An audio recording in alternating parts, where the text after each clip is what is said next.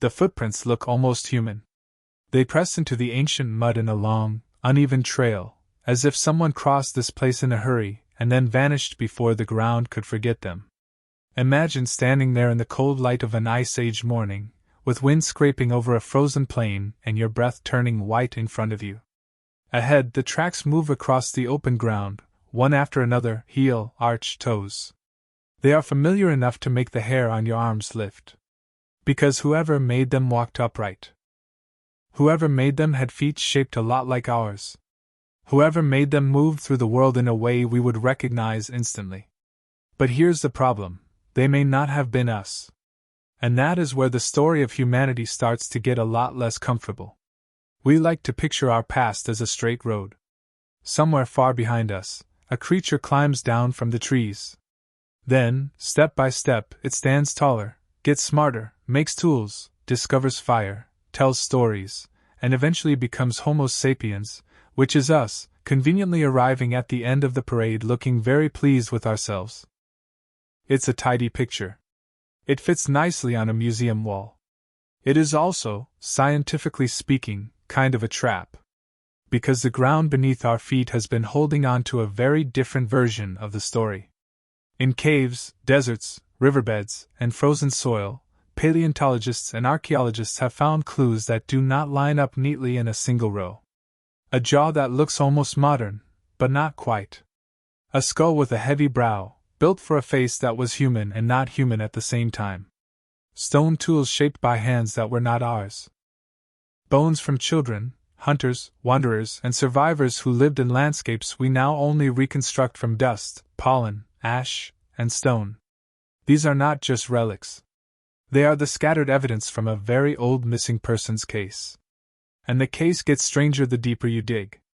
Because when Homo sapiens began spreading across the planet, we were not walking into an empty world, waiting patiently for the main characters to arrive. In parts of Europe and Western Asia, Neanderthals had already been living through brutal cold for hundreds of thousands of years. Farther east, another group, the Denisovans, left behind so few bones that for a long time they were almost ghosts in the fossil record, until ancient DNA gave them a voice. On islands, in forests, in highlands, and in caves, other human relatives were experimenting with their own ways of surviving. Some were short. Some were powerfully built. Some had brains smaller than ours. Some may have met our ancestors face to face. And some of them did not disappear as cleanly as we once thought. Which raises a question that is much bigger than, who came before us? The real question is, if Earth once had many kinds of humans, why is there only one kind left? That question matters because the answer is not as simple as, we were smarter. That is the easy story, the flattering story, the one where Homo sapiens shows up with better tools and bigger ideas and everybody else just fades out of the frame. But evolution does not usually write stories that clean. It writes in accidents, bottlenecks, migrations, droughts, diseases, lucky breaks, and bad timing. It writes in small populations trapped in changing habitats. It writes in groups meeting each other at the edges of ice sheets, coastlines, forests, and deserts. It writes in genes passed from one kind of human into another, so that even extinction can leave fingerprints inside the living. And that means the people who lived before us are not just background characters in our origin story. They are evidence that human was once a much wider category than it is today. For a long time, there may have been many ways to be human, many bodies, many faces, many survival strategies, many answers to the same ancient problem of how to stay alive on a restless planet. Then, one by one, those answers disappeared. Or almost disappeared. Because some of their traces are still here, buried in caves, locked in teeth, written into fragments of bone, and in some cases, carried quietly inside modern DNA.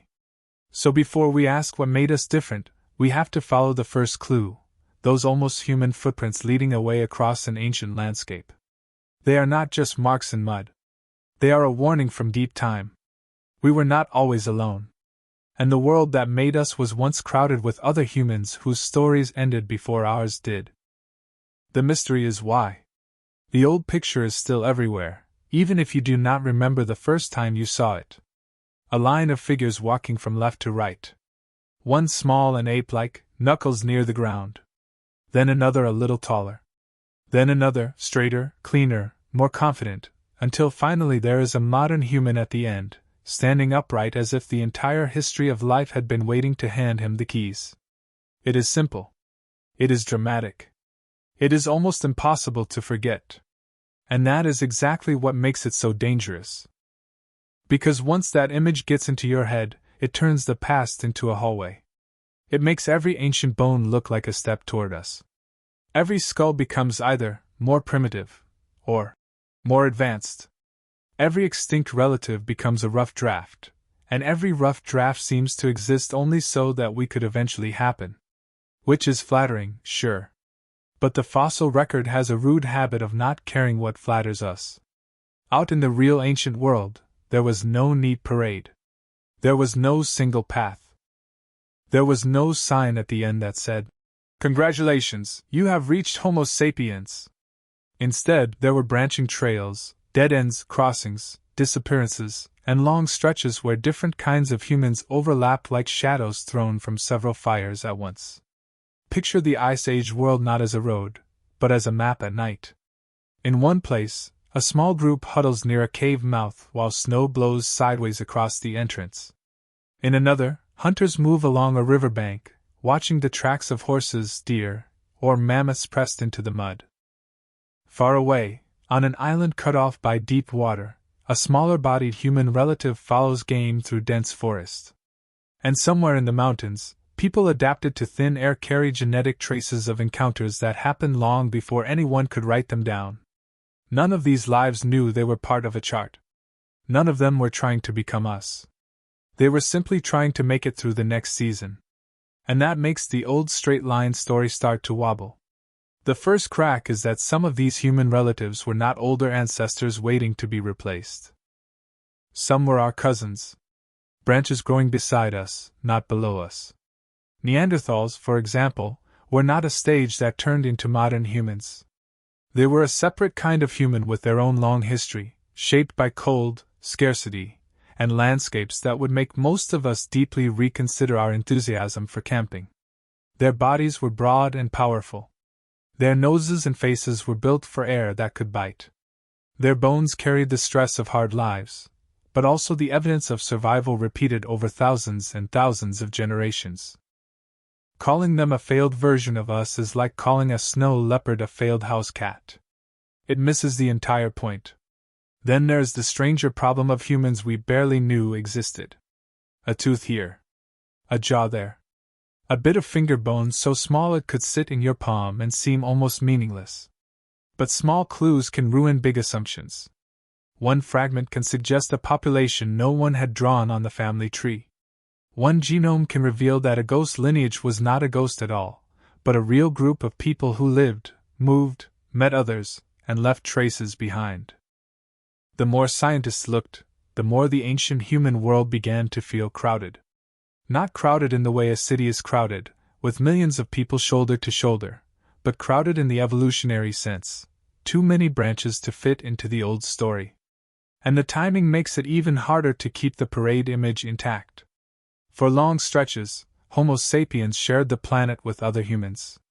That means there may have been moments when the difference between us and them was not written in a textbook, but seen across a valley, smelled in the smoke of another campfire, heard in the crack of stone being shaped by hands that were almost familiar. Imagine what that would mean.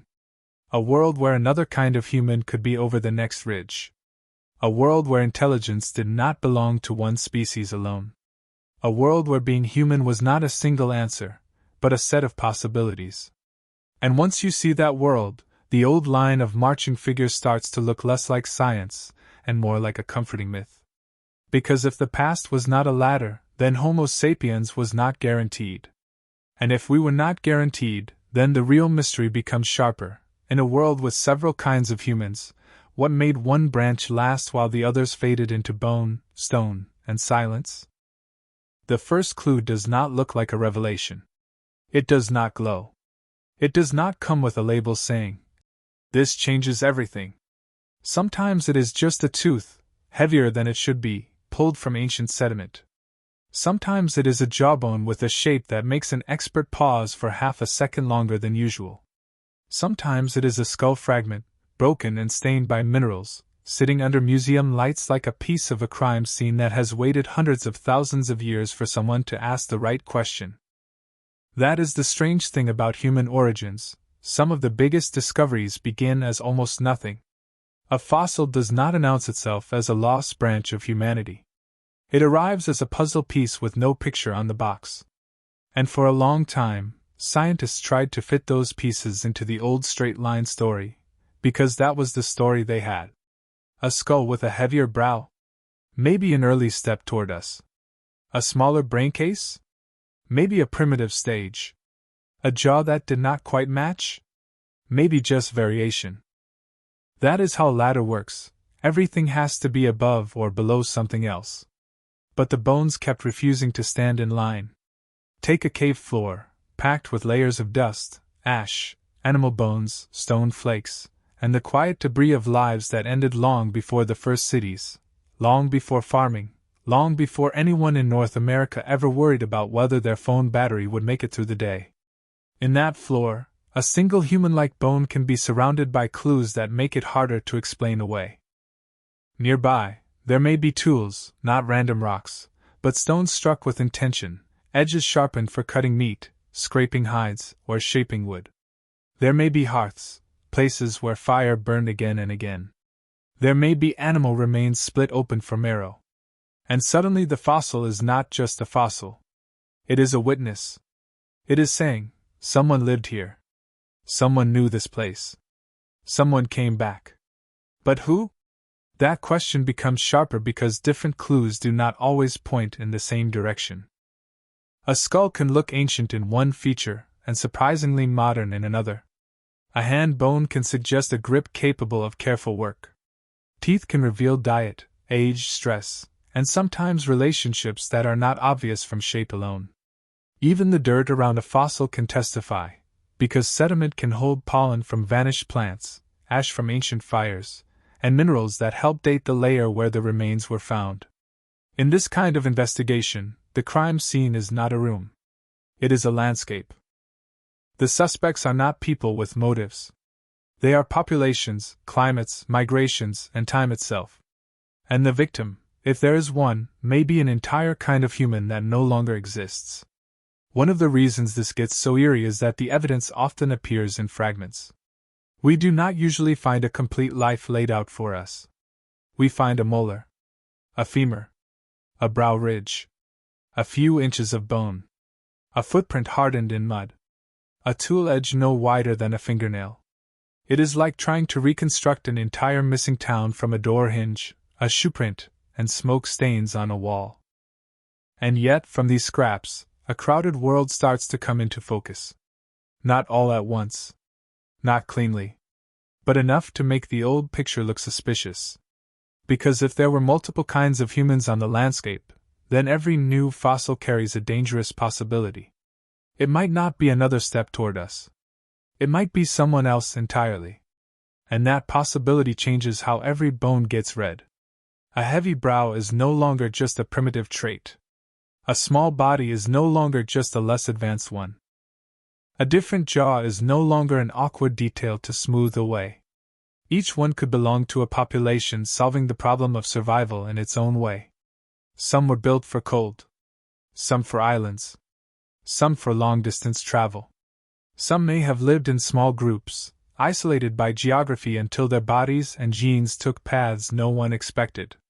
And then, just when the bones began making the story messy, another kind of clue arrived and made it even messier: ancient DNA. This was the moment the silent witnesses began to speak in a new language.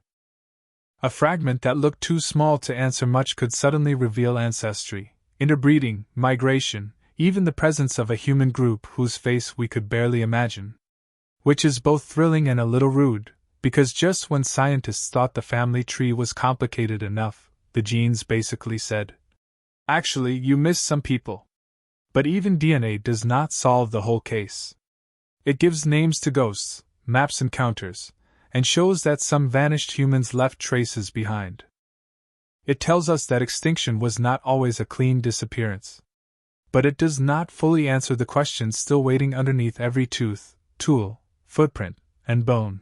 When these other humans were living real lives in real landscapes, how many of them crossed paths with our ancestors, and what happened when they did? In the Neander Valley of Germany, workers once pulled strange bones from a limestone cave and probably did not realize they were holding one of the most important clues in the entire mystery of us. The bones were thick. The skull cap was low and heavy, with a brow ridge that looked almost too strong for a modern face. It was close enough to human to be unsettling, but different enough that it would not sit quietly inside the familiar story. At first, that difference was easy to dismiss. Maybe this was just a sick modern human. Maybe someone with a disease. Maybe a rough-looking ancestor from the deep past.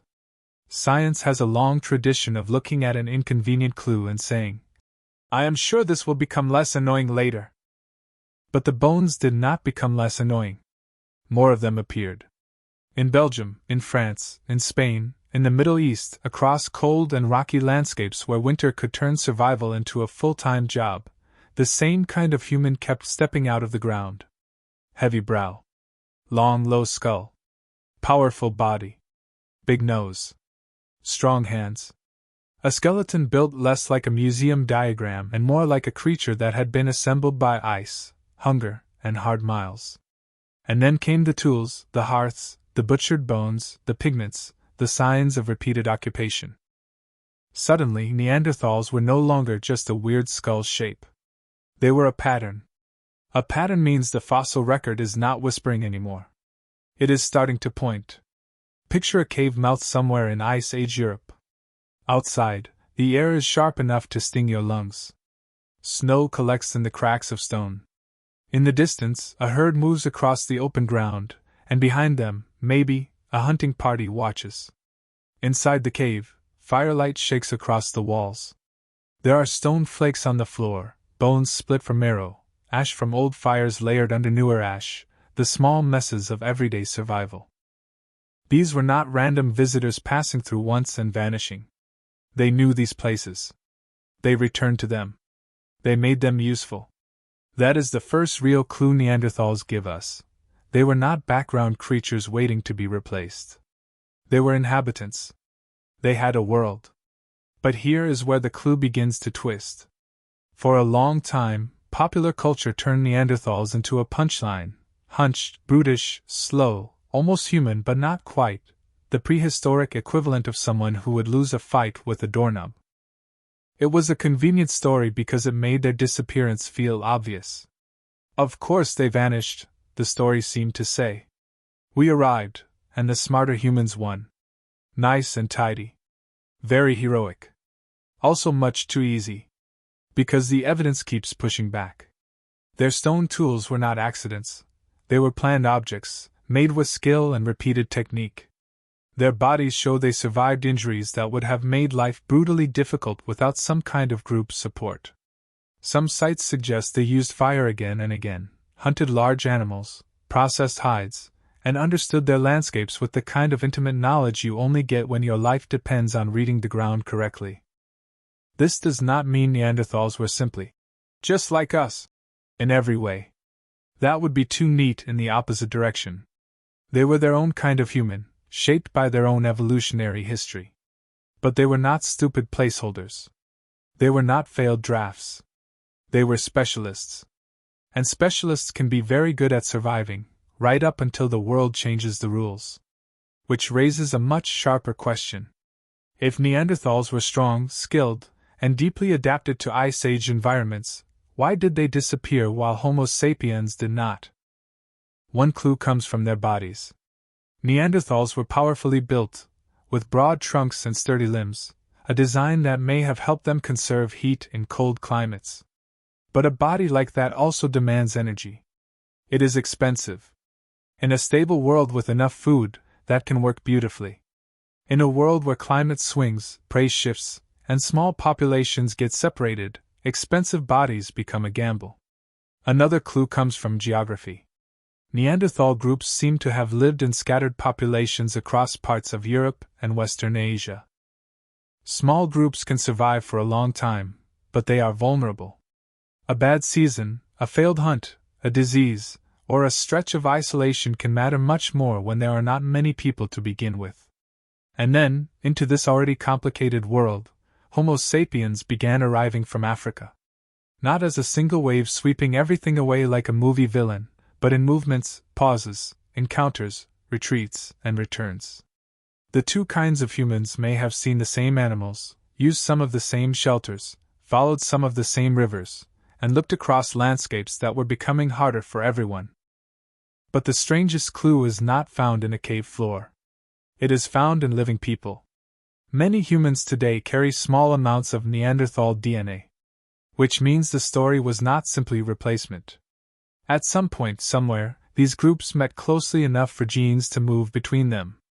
The boundary between us and them was not a wall. It was more like a shoreline, shifting, uneven, and crossed in both directions. And that makes the mystery harder, not easier.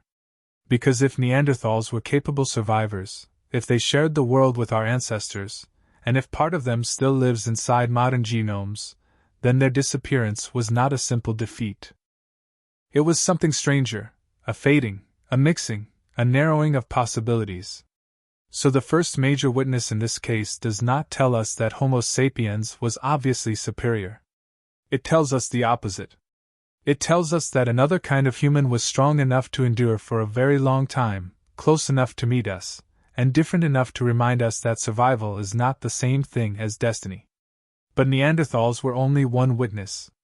Farther east, in a cave where a tiny bone fragment waited in the dark, another kind of human was about to complicate the case even more. Farther east, the next clue waited in a cave in the Altai Mountains of Siberia, a place where the air can feel sharp enough to have edges. Denisova Cave does not look like the kind of place that should rewrite the human story from a fragment.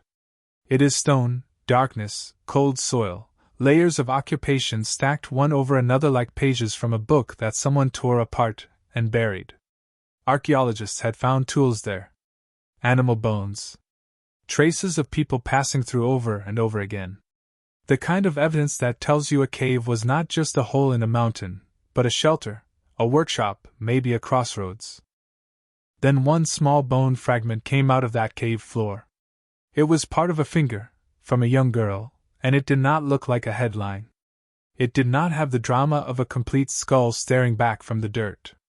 It did not give scientists a face, or a body, or a clear silhouette to place on the old family tree. In a different age of science, it might have stayed nearly anonymous, another tiny piece of human-like bone from a very old place. But by then, the investigation had a new tool. Ancient DNA. And that is when the quiet little bone did something fossils are not supposed to do. It spoke louder than its shape. When researchers studied its genetic material, they found that it was not Neanderthal. It was not Homo sapiens. It belonged to another group of humans, close relatives, but distinct. A group that science had not really seen before. Suddenly, a nearly faceless population stepped into the story, not because we had found a beautiful skeleton, but because a molecule in a broken piece of bone refused to match the suspects we already knew. That is the mini twist at the heart of the Denisovan mystery. One of the most important kinds of ancient humans was first recognized less like a body and more like a genetic echo. Which is exciting, obviously, but also deeply inconvenient. Because scientists like evidence they can measure, compare, photograph, and point to with confidence. A skull lets you talk about brow ridges, teeth, muscle attachments, braincase shape. A skeleton lets you estimate height, movement, growth, injury, life history. But DNA can reveal a whole population while leaving you with almost no idea what that population looked like. It is like discovering that a stranger has been living in the house by finding their fingerprints everywhere, but never seeing their face. And once the Denisovans appeared, the case became much harder to keep tidy. Their genetic traces were not limited to a single cave. Some modern populations, especially in parts of Oceania and Asia, carry Denisovan ancestry. That means these ancient humans were not just a local oddity tucked away in Siberia. Their story stretched across huge distances, through encounters and migrations that left marks in living people. The cave had given scientists a name, but the DNA in modern humans suggested a much larger shadow. Which raises a very strange question: how can a group be almost invisible in the fossil record, and yet still be written into people alive today? Here is where the suspects begin to multiply. Maybe the fossil record is simply biased. Bones do not preserve equally everywhere. Warm, wet environments can erase remains that cold caves might protect. Acidic soils can destroy what dry sediments save. So one suspect is preservation itself, the brutal filter deciding whose bodies get remembered by stone and whose vanish completely. Another suspect is geography. Ancient humans did not live on a neat museum map. They moved through mountains, forests, coastlines, islands, and river valleys, many of which are now underwater, buried, or barely explored. Maybe Denisovans were widespread, but we have only searched a few of the places where their bones had any chance of lasting. Then there is the suspect of classification. For more than a century, scientists sometimes found fossils that were difficult to place, and difficult fossils can become scientific orphans. A jaw here, a tooth there, a skull that looks like it is mixing signals. Before DNA, some remains may have been filed under broad labels because nobody had a better category. It is not that scientists were careless. It is that the evidence was speaking in fragments, and the old model did not have enough room for all the voices. But the biggest complication is this: the Denisovans remind us that the human family tree is not just branching. In places, it is braided. Homo sapiens met Neanderthals.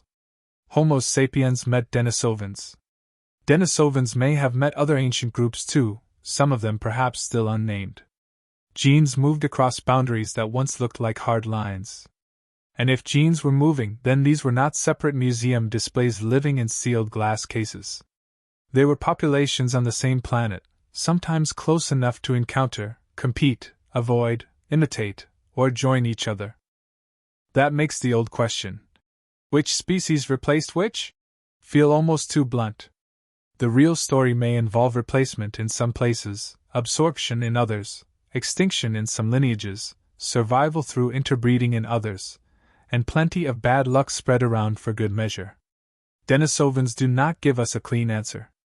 They make the mystery wider. They show that an ancient human group can disappear as a visible body, but remain as a genetic presence. They force us to admit that what we know from fossils may be only the lit windows in a much larger dark city.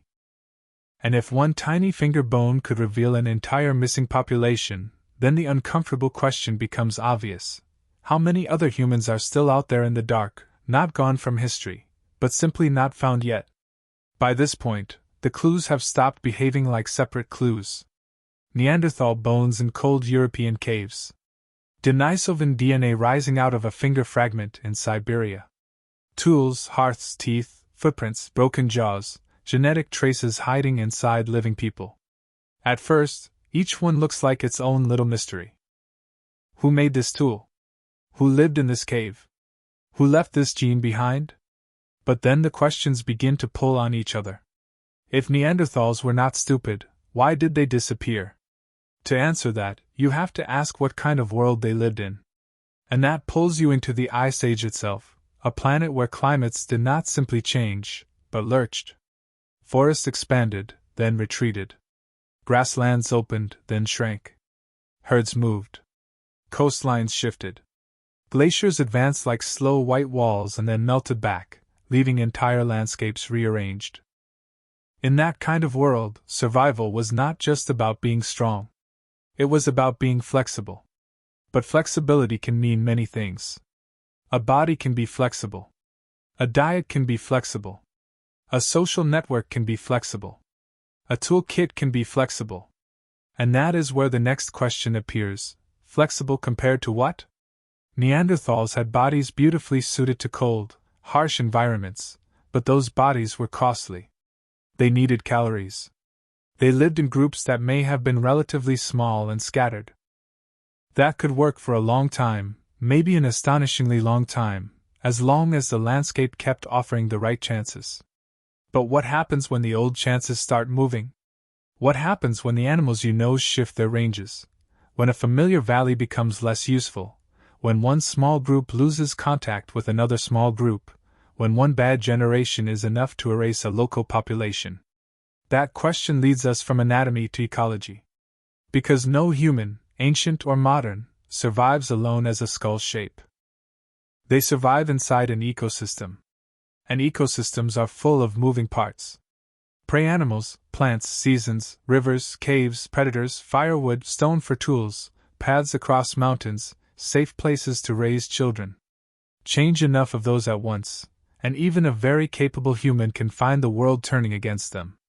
But ecology still does not explain everything. Because Homo sapiens was moving through some of these same unstable landscapes too. Our ancestors also faced cold, drought, dangerous animals, unfamiliar terrain, and the general inconvenience of being a soft-bodied primate on a planet with cave lions. So if the world was hard for everyone, why did our branch keep spreading? That question pulls us toward behavior. Maybe Homo sapiens had wider social networks. Maybe groups exchanged materials, mates, tools, and information across longer distances. Maybe symbolic communication, planning, or more varied technologies made it easier to survive when local conditions failed. Maybe culture itself became a kind of survival equipment, something you could not hold like a spear point, but could pass from mind to mind. However, that explanation has a trap of its own. It can slide too easily back into the old flattering story: we had culture, they did not; we were clever, they were doomed. And the evidence does not let us be that smug. Neanderthals had tools. They had fire. They occupied difficult environments for hundreds of thousands of years. They may have used pigments, cared for injured group members, and understood their landscapes with expert precision. So the question changes again. Maybe it was not that Homo sapiens had one magic trait that others lacked. Maybe we had a combination of traits that became especially useful at exactly the wrong time for everyone else. And then the genes walk back into the room, looking very suspicious.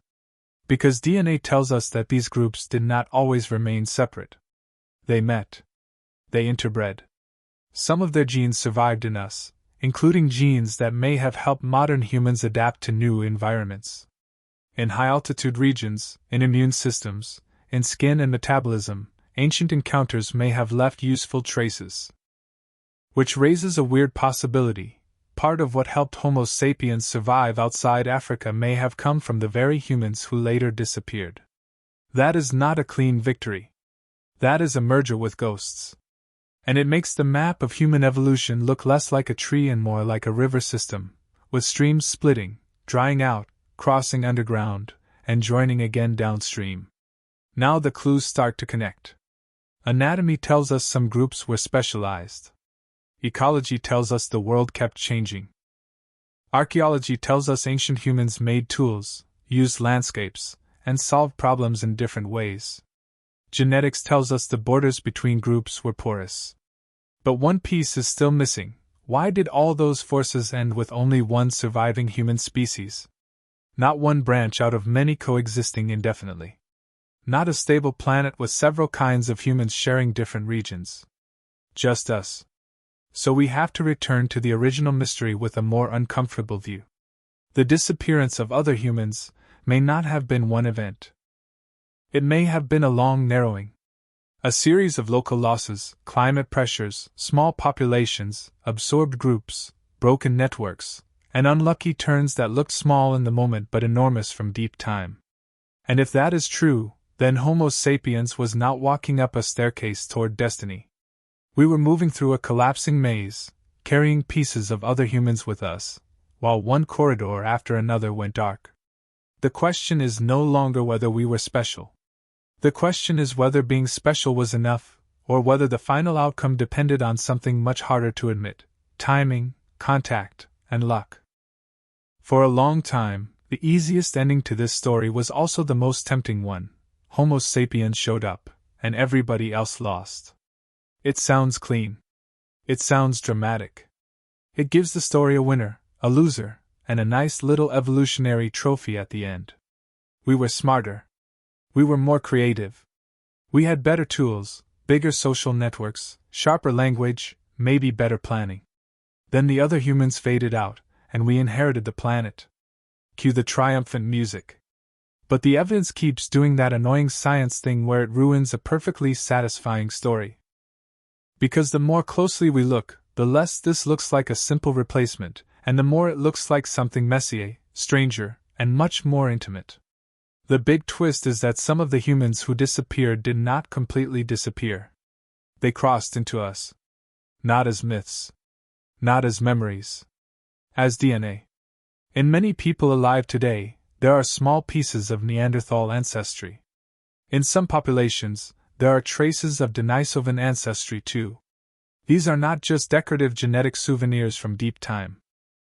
Some of these inherited variants may have affected things like immunity, skin, metabolism, or adaptation to environments our ancestors were entering for the first time. Which means that when Homo sapiens moved into new lands, we may not have survived only by replacing other humans. In some places, we may have survived partly by absorbing pieces of them. That does something strange to the whole mystery. It blurs the outline of the victim. If Neanderthals are extinct, but bits of Neanderthal DNA are still riding around in modern bodies, what exactly vanished? A species? A population? A way of life? A face? A language? A set of campfires that stopped being lit? Extinction is easy to imagine when the creature is something completely separate from us, like a giant ground sloth or a saber-toothed cat. One day it is there, eventually it is not, and the fossil record closes the file. But with ancient humans, the file will not stay closed. The remains are in caves, yes. But some of the evidence is also walking around in grocery stores, classrooms, airports, and traffic jams, probably late for something. This is where the old boundary between us and them starts to look less like a wall and more like fog. And that is not how most of us were taught to imagine human evolution.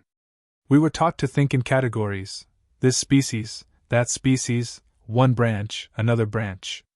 But nature is not always polite about categories.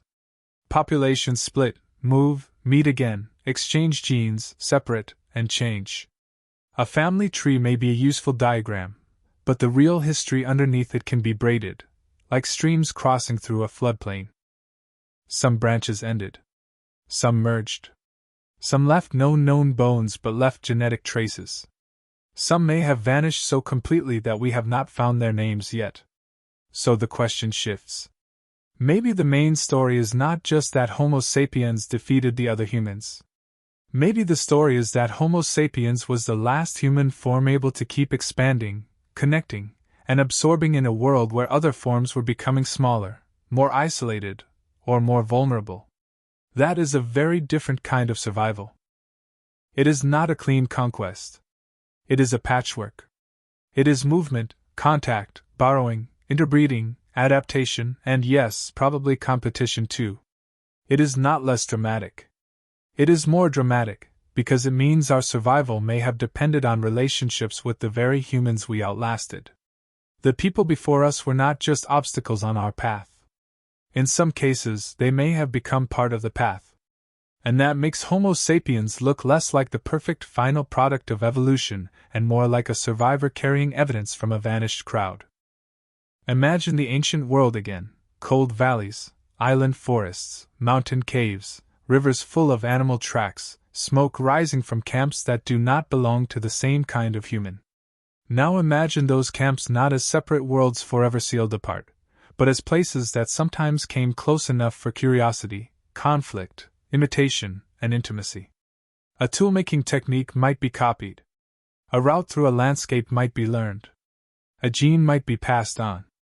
A group might disappear as a distinct people while part of their biology continues inside another group. That is not the tidy march of progress. That is a mystery with fingerprints everywhere. And the fingerprints point to a conclusion that is both humbling and unsettling. Being human was never just one thing. It was a whole set of experiments, running at the same time, under different pressures, in different places. We are not standing at the top of a ladder. We are standing in the aftermath of a crowd. The others did not all fail in the same way. They did not all vanish for the same reason. And they were not all completely erased. Some were lost to climate, some to small populations, some to competition, some to absorption, some to whatever unknown disasters never made it into stone. Which means the real twist is not that other humans once existed. The real twist is that our own identity may be built partly from their disappearance. We are the last human species, yes, but we are not untouched by the ones that came before. So when we ask why only we remain, we are not just asking what made us different from them. We are asking what parts of them helped make us. By now, the case has too many clues pointing in the same direction to blame everything on one dramatic showdown. There is no single scene where Homo sapiens enters from stage left, Neanderthals exit stage right, and the curtain falls on every other kind of human. Deep time is rarely that considerate. Instead, the evidence looks more like a slow tightening net. Start with climate. During the later Ice Age, the world did not just get cold and stay cold. It pulsed. Warm periods opened forests and wetlands. Cold periods pushed grasslands and ice across the map. Rainfall shifted. Sea levels rose and fell. Coastlines moved by miles. A valley that once held game could become less reliable. A route that once connected groups could close. A refuge that worked for thousands of years could suddenly become a trap. For small populations, that kind of instability is not background weather. It is a judge. Then look at the fossils. Neanderthal remains become rarer toward the end of their story. In some regions, their long presence seems to shrink into scattered last stands, like campfires burning lower and farther apart. That does not prove one simple cause, but it does suggest pressure. Not a clean collapse everywhere at once, but a narrowing. A population here disappears. Another survives longer. Another perhaps meets incoming Homo sapiens. Another may be absorbed. Another leaves no final chapter we have found yet. The fossil record is not a security camera, unfortunately, which feels like a serious design flaw in the universe. It is more like a burned archive. Some pages survive. Most do not. But the surviving pages keep showing the same pattern. The crowded human world was becoming less crowded. Then the ecology adds its own testimony. Ancient humans did not live in empty landscapes. They lived inside food webs, and those food webs were changing. Herd animals shifted their ranges as vegetation changed. Forests opened or closed. Cold-adapted animals moved with the climate, and the people who depended on them had to move, adjust, or go hungry. If a human group was highly adapted to a particular environment, that specialization could be powerful for a long time. But when the rules changed, it could become a liability. A body built for cold, a hunting strategy built around certain prey, a home range built around familiar routes and shelters, all of it could start to lose its advantage if the landscape kept rearranging itself. Which raises the next clue: population size. This is not as visually dramatic as a skull in a cave, but it may be one of the quiet killers in the case. Small, scattered populations are vulnerable in ways large, connected populations are not. A harsh winter matters more. A failed birth season matters more. Losing contact with neighboring groups matters more. Genetic diversity can shrink. Local knowledge can vanish with a single group. And once populations get small enough, extinction does not need one giant catastrophe. It can happen through a chain of ordinary disasters arriving in the wrong order. However, Homo sapiens was not immune to climate, hunger, or bad luck. Our ancestors were walking through the same unstable planet. So the question becomes, what helped our branch keep going while others were fading? Here, the archaeological evidence starts to lean in. In some places, Homo sapiens seem to have built wider networks of exchange and movement, carrying materials across long distances, using varied tools, adapting diets, and spreading into many different environments. If that pattern held often enough, connection itself may have been a survival tool. Not just a nice social bonus, but a way to buffer disaster. When one place failed, another group might still hold knowledge, mates, resources, or routes to somewhere better. Culture could move faster than genes. A good idea could cross a landscape in a way a body could not evolve in time to match. And then the genetic evidence returns with the strangest testimony of all. It shows that the ending was not pure replacement. There were encounters. There was interbreeding. Some ancient human genes survived because they entered Homo sapiens populations. In that sense, the disappearance of other humans was not always a hard stop. Sometimes it was a transformation. Their distinct populations vanished, but fragments of their biology continued, folded into the one lineage that kept expanding. So the clues converge, but they do not converge on a simple victory. They point toward a changing Earth that kept altering the terms of survival, while different human groups entered that crisis with different population sizes, different networks, different bodies, different histories, and different amounts of luck. Neanderthals were not doomed because they were cartoon cavemen. Denisovans were not irrelevant because their bones are rare. Island humans were not failures because they did not look like us.